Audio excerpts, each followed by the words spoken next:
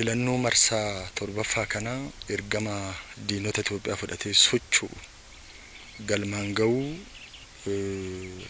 akka hin dandeenye hubate tarkaanfii gara jabina guutame uummata nagaa irratti fudhatee jira. Kanaanis lubbuun namootaa bahee jira. Waraanni bilisummaa Oromoo gochaa fokkataa akkasii keessaa qoodan fudhatu.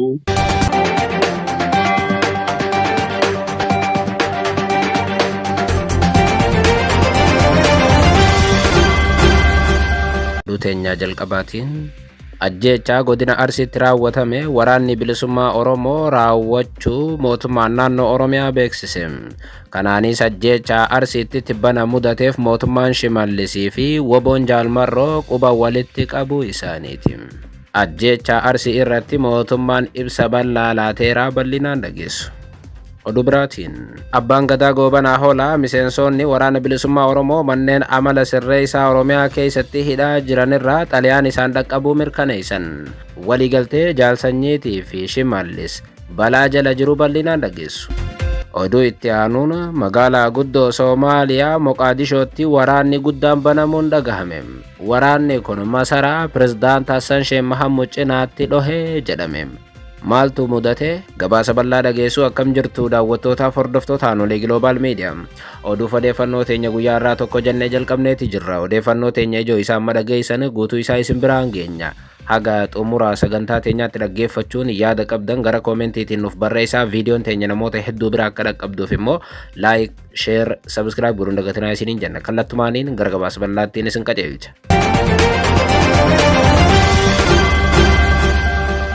Oduu teenyaa jalqabaatiin ajjeechaa godina Arsiitti raawwatame waraanni bilisummaa Oromoo raawwachuu mootummaan naannoo Oromiyaa beeksise. Kanaanis ajjeechaa Arsiitti tibbana mudateef mootummaan Shimallisiif Woboon Jaalmarroo quba walitti qabuu isaaniiti.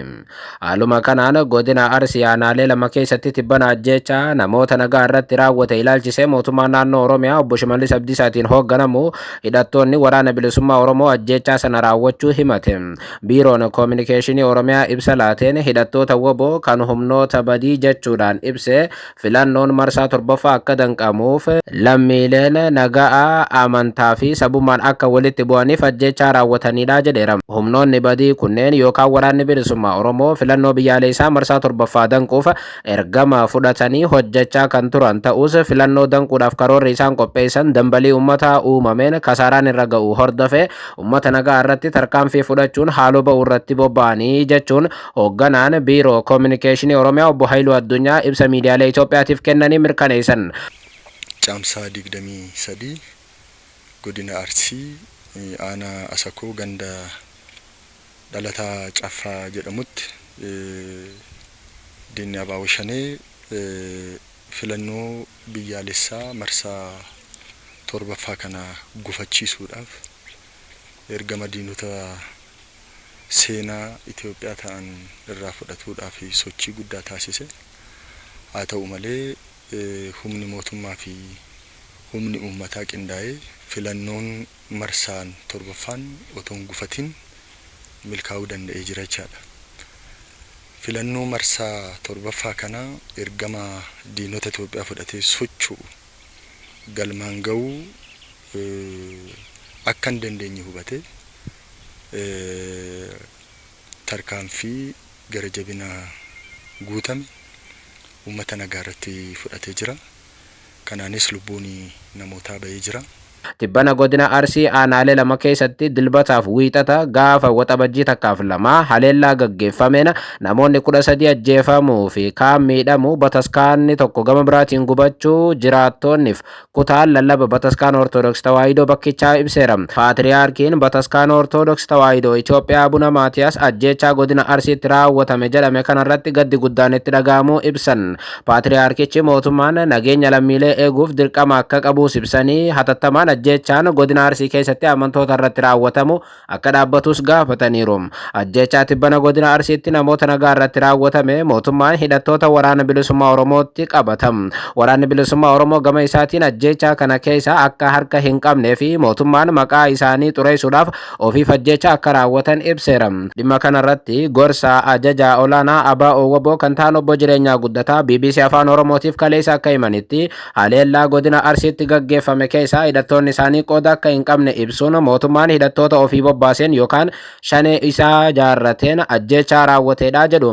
Waraanni bilisummaa Oromoo gocha fokkotaa akkasii keessaa qooda hin fudhatu jechuudhaan filannoo wal qabatee uggurri WBO'n kaa'een aarii keessa galee mootummaan maqaa balleessiidhaaf jecha namoota nagaa irratti tarkaanfii fudhateedha jedha. Jireenyaa Guddataa mootummaan ofii isaatii namoota nagaa ajjeesuu isaa ragaa maal qabdu jedhamee kan gaafatame Jaal Jireenyaa Guddataa odeessa keessoo qabna kan isaan karoorfatanii akkana nu godhan uggura daandii nutti cufan nuti ammoo akkana isaan goona jedhanii kan isaan ummata irratti ajjeechaa raawwatan oduu gahaa qabnaa jedhan.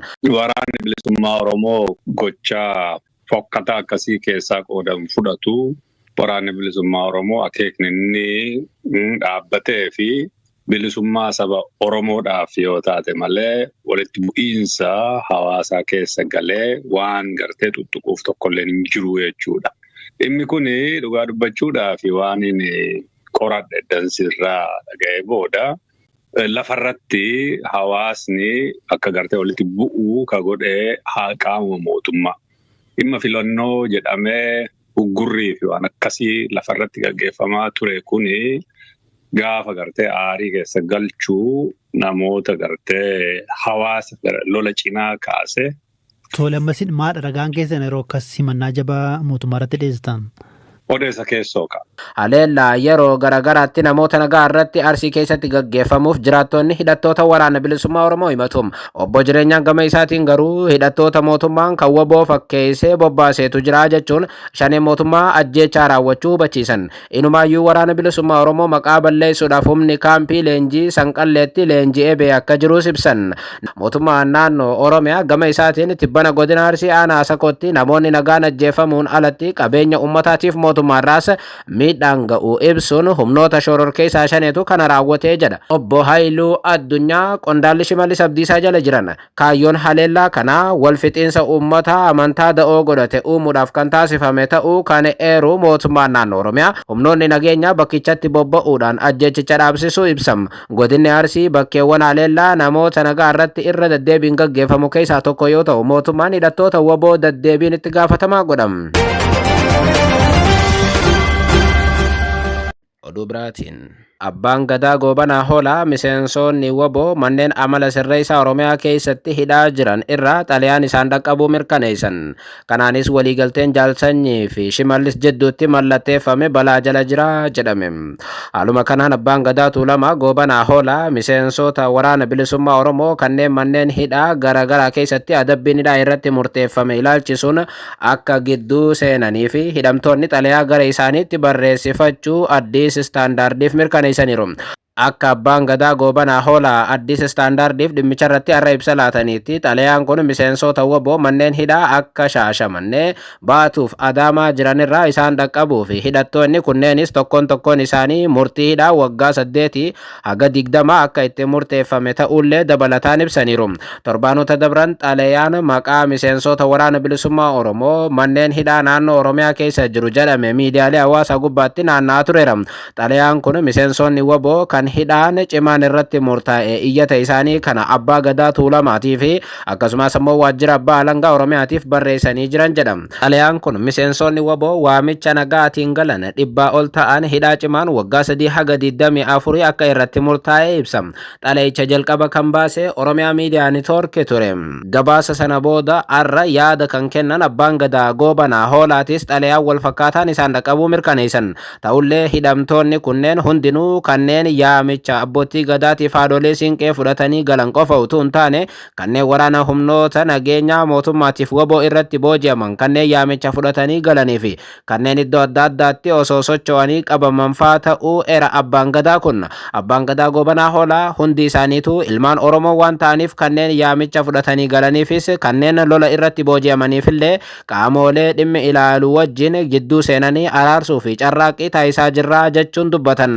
Xalayaan iyyannoo kun isaan erga dhaqqabee baatii 3 guutuu dubbatanii abbaan gadaa kun dhimma kana ilaalchisuudhaan qaamolee dhimmi ilaalu kanneen akka qaamolee bulchiinsaaf qaamolee akka abbaa alangaa dubbisuuf yaalanis akka itti hin milkoofne abbaan gadaa Goobanaa Hoolaa dabalanii ibsaniiru. Rakkina kana ammallee osoo baalli isaanii dabarsanis faana bu'anii akka hordofan dubbatan abbaan gadaa kun. Rakkoo nagaa Oromiyaa mudatee jiru irrattis abbaan gadaa Goobanaa Hoolaa baay'ee akka gaddan dabalanii dubbatan. Gochaawwan ilmaan abbaa tokkoo gamaa fi gamana wal waraanuudhaan qe'ee Oromootti ibidda qabsiisan sirrii akka hin taane ibsuun furmaanni isaatis mareedhaa jedhaniiru.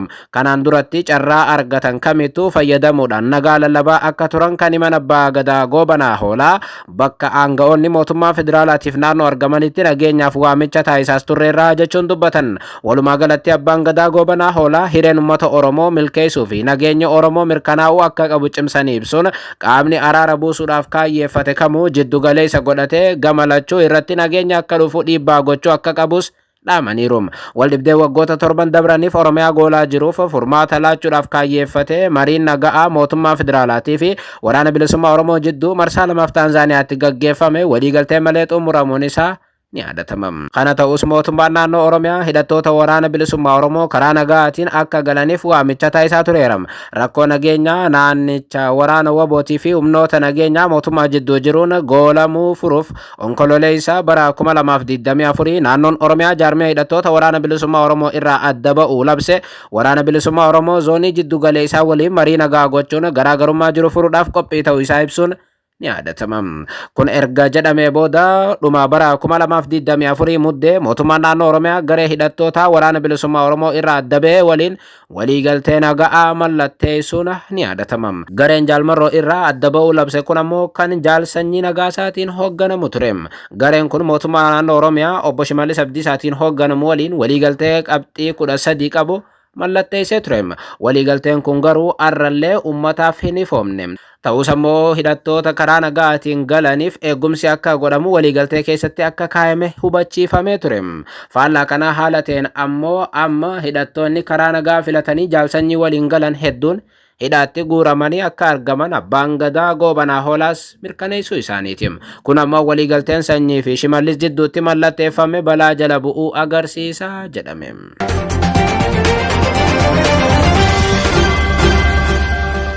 Oduu biraatiin magaalaa guddoo Soomaaliyaa Moqaadishootti waraanni guddaan dhahuun dhaga'ame. Haaluma kanaan magaalaa guddoo Soomaaliyaa Moqaadishoo keessatti masaraa mootummaatti dhiyootti sagaleen dhukaasaa guddaan dhaga'amuun gabaafame.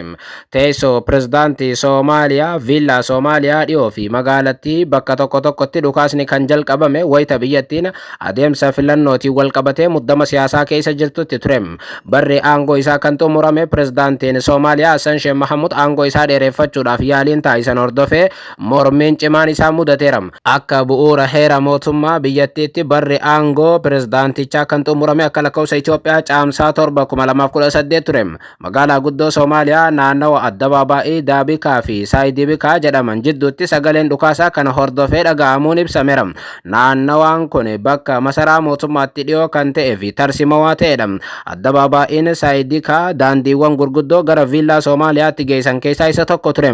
Gabaasni dhukaasni dhaga'amu kun erga baheen booda hojjettoonni nageenyaa deebii kennuun isaanis ibsameera. Nama siyaasaa mormituu kan ta'e ministeerri muummee duraanii Hassan Ali Kaayirii fi pirezidaantiin duraanii Shariif Sheekh Ahmad akkasumas ammoo pirezidaant Hassan Sheekh Mahamud dabalatee kanneen biroos dhimma filannoo ilaallatuun jaarsummaan yaalii taasisaa jiru. Haa ta'u malee mariiwwan taasifamaa jiran hiriira nagaa mormitoonni gochuudhaaf turan hambisuu akka hin dandeenye ibsameera. Walitti bu'iinsi akka hin uumamne gochuun waliigaltee irra ga'uudhaaf carraa warraqqiin taasifame bu'a qabeessa akka hin taanes eerame. Ministeerri muummee duraanii Soomaaliyaa Hassan Ali Qaahir fuula feesbuukii isaanii irratti ibsa baasaniin akka ibsanitti qaamolee nageenyaa pirezidaantichi ajaja kennaniifiin haleellaan irra geerama. Ajaja pirezidaantii barri aangoo isaa dhume kanneen haleellaan nurratti raawwatameera. Namoota lubbuun isaanii darbe rabbiin akka itti araaramu akkasumas ammoo warri miidhaman dafanii akka dandamatan ni kadhannaafi jedhaniiru. Du'aa fi mancaatii taatee kanaan walqabatee uumameef itti gaafatama kan fudhatu mormii karaa nagaa taasifna yeroo jennutti haleellaa kan nurratti bane pirezidaantichaa jechuun himateera.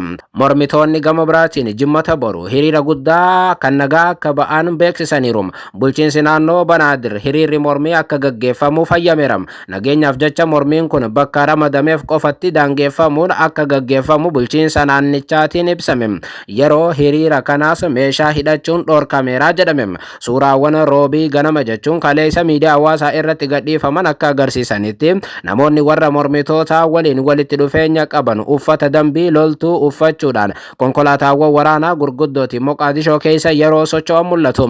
Muddamni tibbana ka'e kun adeemsa filannoo Soomaaliyaa waliin guutummaatti wal qabataa jedhame. Barri aangoo pirezidaantichaa xumuramuu hordofee marii mootummaa fi mormitoonni taasisan haga ammaatti akka waliigaltee irra ga'an isaan hin taasifne. Hiriiraawwan karoorfaman karaa nagaatiin akka xumuraman ifaa miti yookaan immoo Soomaaliyaatti kana jidduutti waraanni guddaan banamuu danda'a jedhamee tilmaamame.